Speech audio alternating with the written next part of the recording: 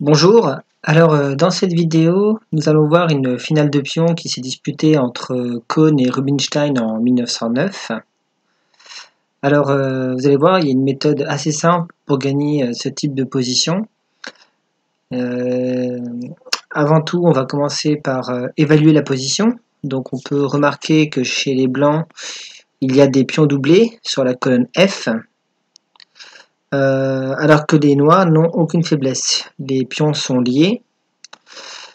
Ensuite, il n'y a pas de majorité de pions. On est à 2 pions contre 2 sur l'aile dame et à 4 contre 4 sur l'aile roi.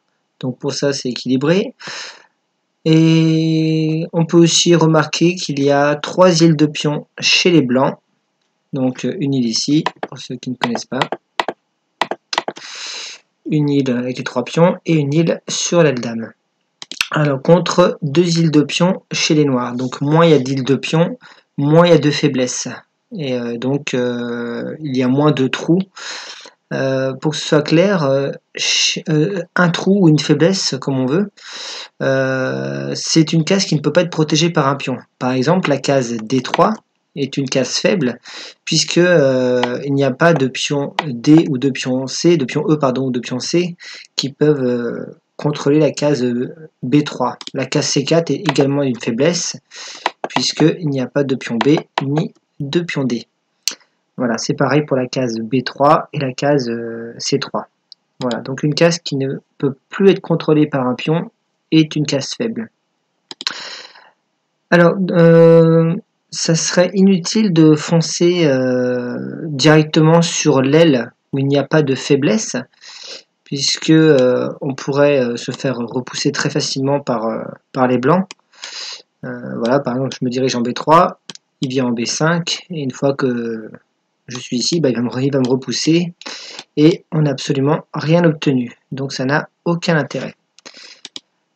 Alors on va plutôt se concentrer sur l'aile roi, là où il y a des faiblesses, puisque le fait que le pion G soit venu, sûrement il y a une capture du pion d'un fou en F3, fou prend cavalier F3, G prend F3, donc c'est une position qu'on rencontre assez souvent. Le pion G ne contrôle plus la case H3, ce qui me donne un accès pour entrer dans le camp adverse. Alors, ce qui est intéressant, c'est que le temps que je vais passer pour venir attaquer le pion, ça sera le temps que lui va passer pour venir le défendre. Mais ce qui est important, c'est qu'à chaque coup, je vais gagner une rangée. Donc là, je suis sur la 6e rangée, je viens de passer sur la 5e. Le roi se dirige vers le pion H pour le protéger. Je passe sur la 4e rangée, roi F1, roi H3, roi G1. Et on arrive sur la première étape de la méthode de Rubinstein qui consiste à monter le roi le plus haut possible. Voilà, donc là j'ai atteint la 3e rangée, on ne peut pas faire mieux. Et le roi blanc est en position de défense. Il protège le pion H2 et le roi noir est en position d'attaque. La 2e étape, alors comme dans beaucoup de finales de pions, consiste à bloquer l'aile opposée, l'aile où on ne va pas chercher à prendre l'avantage, puisque on est à 2 contre 2. Donc ici je vais pousser soit le pion A soit le pion B. Bon, il est assez simple de voir que c'est plus efficace de pousser le pion B5, puisqu'on bloque directement le pion B4 et le pion A3. Voilà, donc ça c'est l'étape 2 qui ne fait qu'un seul coup.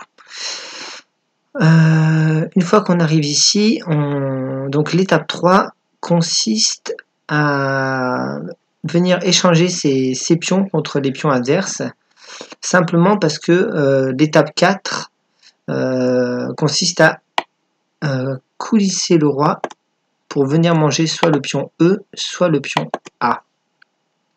Et je ne peux pas effectuer cette manœuvre tant que les pions H2 et F2 contrôlent la case G3. Donc il faut que je détruise les pions H et F, et pour ça je vais utiliser les pions de l'aile roi. Donc peu importe le pion que je vais avancer en premier, Il suffit de les avancer et de provoquer les échanges. De toute façon, les blancs pendant ce temps ne peuvent rien faire, ils ne peuvent que se contenter de jouer roi H1, roi G1, roi H1, roi G1. Donc je pousse H5. Voilà, on va prendre de la gauche vers la droite. Hein. J'aurais pu commencer par E5 ou F5 ou G5. Roi G1, G5, roi H1, F5, roi G1, E5 et roi H1. Voilà, donc là on s'apprête à échanger les pions, mais il ne faut pas le faire n'importe comment puisque il y a une variante qui peut mener à la nulle. Justement à cause de cette configuration du pion A3 et B4. On va voir, je vais le montrer maintenant, ce sera plus simple, comment les blancs peuvent sauver la nulle si on échange les 4 pions. Alors G4, pion prend, et si je prends avec le mauvais pion, ça fait nul. Si je prends du pion H, je vais devoir impliquer le pion E dans la bataille pour pouvoir avancer le pion F. Donc le pion E va disparaître. Et donc ça va donner roi G1, F4, pion prend, le roi revient en H1. Évidemment, je continue par G3, pion prend,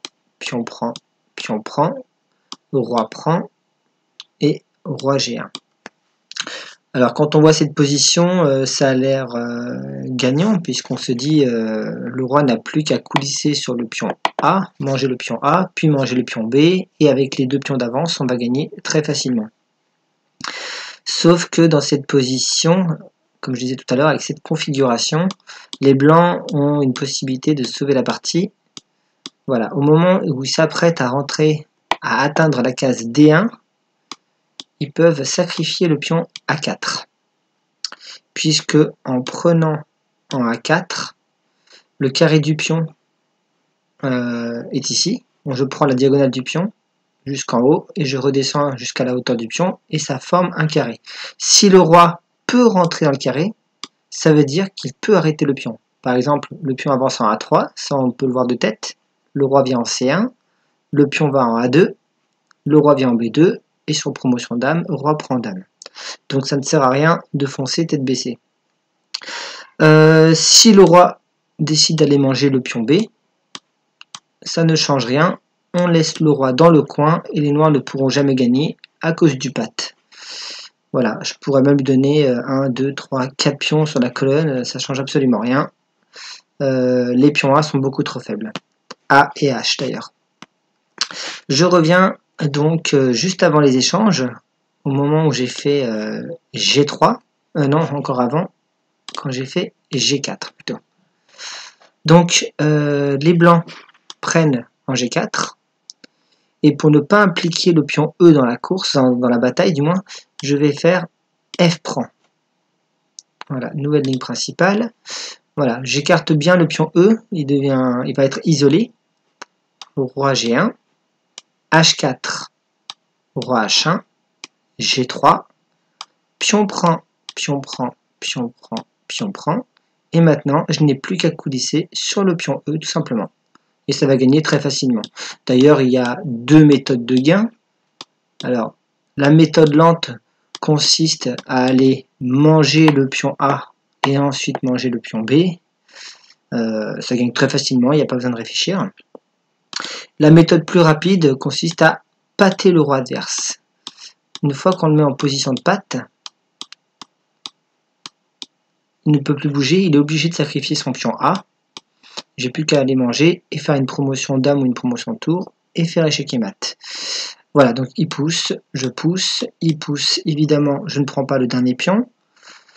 Je pousse, on pourrait même être sadique et faire une promotion cavalier ou une promotion fou et mater au coup d'après. Voilà.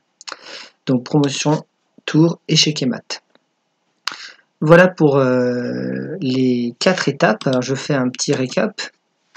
L'étape numéro 1, on monte le roi le plus haut possible. Bon là je suis parti sur la case H3, mais ça aurait pu être sur l'autre aile. Bien sûr, hein. On cherche d'abord où est la faiblesse, où est la case d'accès. Donc l'accès étant H3, c'est la première étape. une fois qu'on a monté le roi le plus haut possible, on fixe les pions sur l'aile opposée. On les empêche d'avancer. Troisième étape, on échange nos pions contre les siens pour faire sauter le verrou. Et en quatrième étape, on coulisse pour manger les pions qui sont sur la trajectoire du roi. Voilà. J'espère que la vidéo était claire, qu'il n'y va pas avoir de coupure, parce que dès que je mets des couleurs, hein, ça a tendance à couper. Et puis, je vais essayer de faire une autre partie, de vous montrer une autre technique où c'était une partie de Zvechnikov contre Kasparov, et Kasparov applique exactement la même méthode. Il monte le roi, l'aile opposée était déjà bloquée, ensuite il fait sauter le verrou et il coulisse. Donc je vais essayer de faire une autre vidéo pour vous montrer tout ça. Voilà. Alors arrêtez.